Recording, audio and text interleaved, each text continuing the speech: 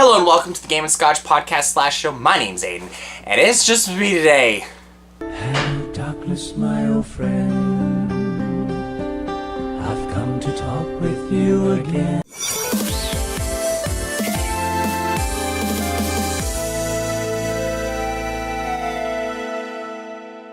And today we're talking about the Nintendo Switch online service. We're going to be talking about whether or not it's worth your time, is it worth your money. I'm not a journalist, and this is not my full-time job, so if I say anything that's incorrect or something that's changed recently, let me know in the comments. Let's all learn together.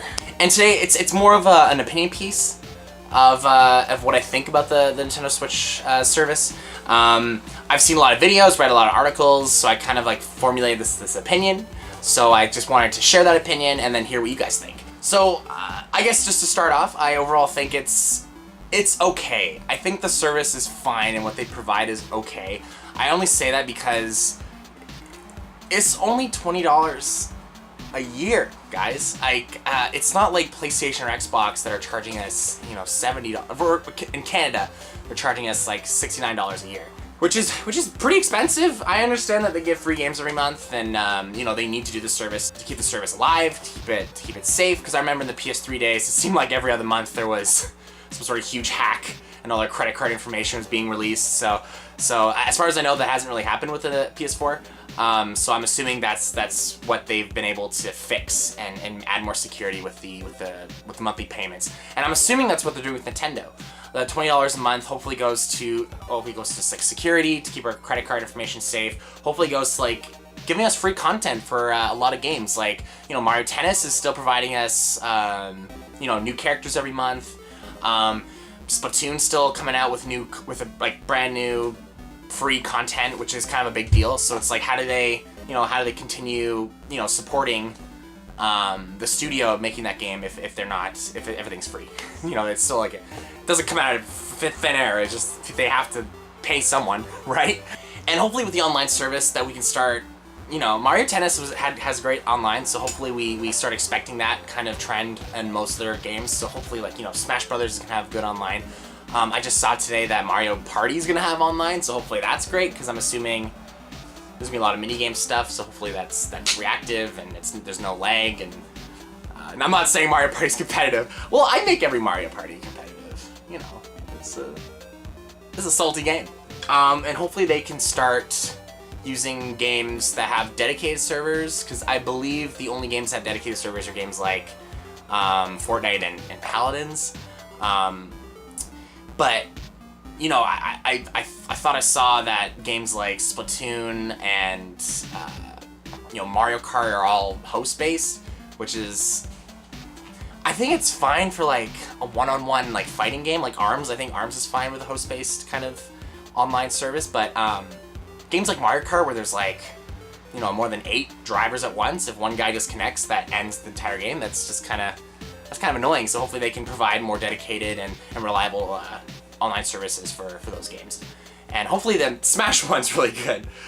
Even the Wii U didn't have great Smash Online, so hopefully with this one, especially since we're paying for it, like, it better be good. Like, come on guys, just give us good Smash Online, please. And there's a lot of backlash on what other services they're providing, because this service has been kind of free for the past like 18 months, right?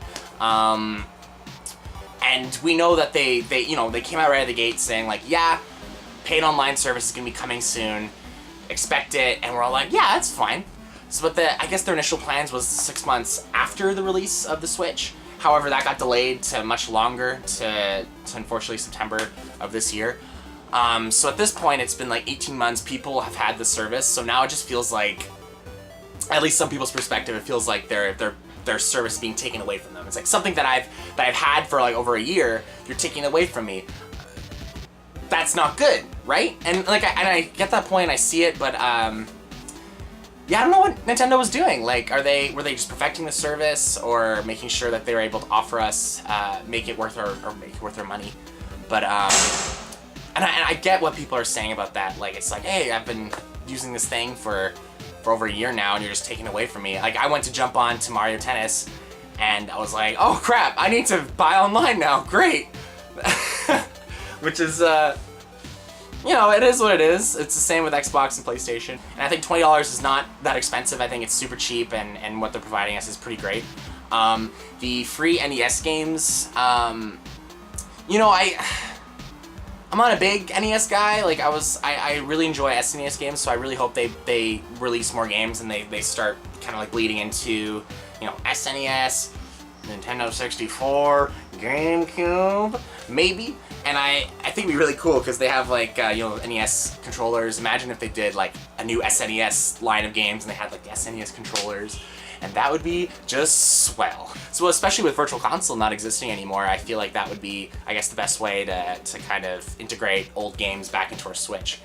But yeah, so I think overall, I think the service is fine. I think it's passable. I'm not angry at it. It was kind of like something that I kind of waited to happen, because they told us right at launch, like, hey, Nintendo Online is happening.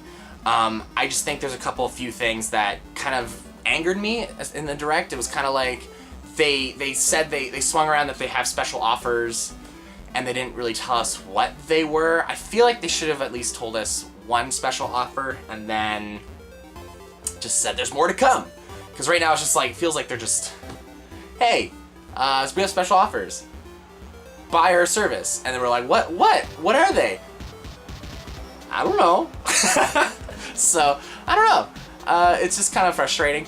And I heard with the NES controllers, they only work on the Virtual Console, which like makes sense, but it would be really neat to be able to integrate those controllers with like other Switch games. Like, I think it'd be super cool to play like Hollow Knight with an NES controller. I'm not really sure how that would work because I think there might not be enough buttons. But you know what I mean? Like just integrating the NES controller with other games could be pretty cool.